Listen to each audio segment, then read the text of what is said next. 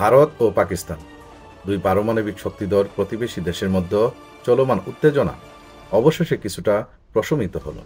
যুক্তরাষ্ট্রের মধ্যস্থতায় দুদেশ সম্মত হয়েছে পূর্ণ অস্ত্রবিরতিতে। এটি একটি বড় কূটনীতিক অগ্রগতি হিসেবে দেখা হচ্ছে। এই অস্ত্রবিরতির সিদ্ধান্ত আসে এমন এক সময়ে যখন কাশ্মীরের পহেলগামে গত 22শে এপ্রিল সন্ত্রাসী হামলার পর দুই দেশের মধ্যে উত্তেজনা চরমে পৌঁছেছিল।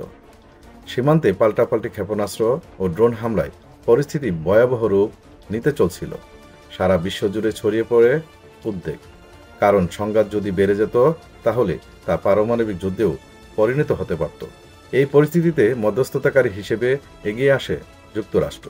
মার্কিন প্রেসিডেন্ট ডোনাল্ড ট্রাম্প নিজেই ঘোষণা দিয়েছেন। ট্রুথ সোশ্যাল নামক সামাজিক মাধ্যমে তিনি লিখেছেন, দীর্ঘ আলোচনার পর আমি আনন্দের সঙ্গে ঘোষণা করছি যে ভারত ও পাকিস্তান অবিলম্বে একটি পূর্ণ অস্ত্রবিরতিতে সম্মত হয়েছে। বুদ্ধিমত্তা ও কাণ্ডজ্ঞান দেখানোর জন্য আমি উভয় দেশকে অভিনন্দন জানাই।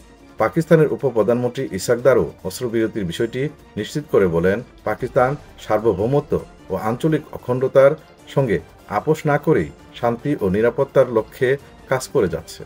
অন্যদিকে মার্কিন পররাষ্ট্রমন্ত্রী মার্কো রুবিও এই শান্তি আলোচনায় গুরুত্বপূর্ণ ভূমিকা রাখেন। তিনি ভারতের পররাষ্ট্রমন্ত্রী এস জয়শঙ্কর এবং পাকিস্তানের সেনাপ্রধান আসিফ মনিরের সঙ্গে টেলিফোনে আলোচনা করেন এবং দুই দেশের মধ্যে সরাসরি যোগাযোগ বৃদ্ধির উপর রুবিও বলেন, উত্তেজনা কমাতে ভারত ও পাকিস্তানের উভয়কে গঠনমূলক আলোচনায় অংশ নিতে হবে এবং ভবিষ্যতের সংঘাত এড়াতে বাস্তবসম্মত পদক্ষেপ নিতে হবে। হোয়াইট হাউসের মুখপাত্র ক্যারল আঞ্জেলি জানান, প্রেসিডেন্ট ট্রাম্প চান উত্তেজনা যত দ্রুত সম্ভব প্রশমিত হোক।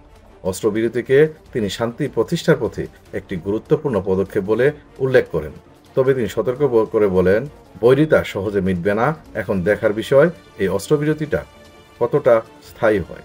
বিশেষজ্ঞদের মতে এটি নিঃসন্দেহে একটি ইতিবাচক পদক্ষেপ, তবে দুই দেশের মধ্যে দীর্ঘমেয়াদী শান্তি নিশ্চিত করতে আরও অনেক আলোচনা ও বিশ্বাস অর্জনের প্রয়োজন রয়েছে। জাতিসংঘ সহ আন্তর্জাতিক সংস্থাগুলো এই অস্ত্রবিরতিকে স্বাগত জানিয়েছে এবং ভারত ও পাকিস্তান উভয়কে সংযম বজায় রাখার আহ্বান জানিয়েছে। শান্তির পথে এক ধাপ এগিয়েছে উপমহাদেশে এই দুই শক্তিধর দেশ, কিন্তু এই পথ কতটা দীর্ঘ হবে সেটাই এখন সময় বলবে।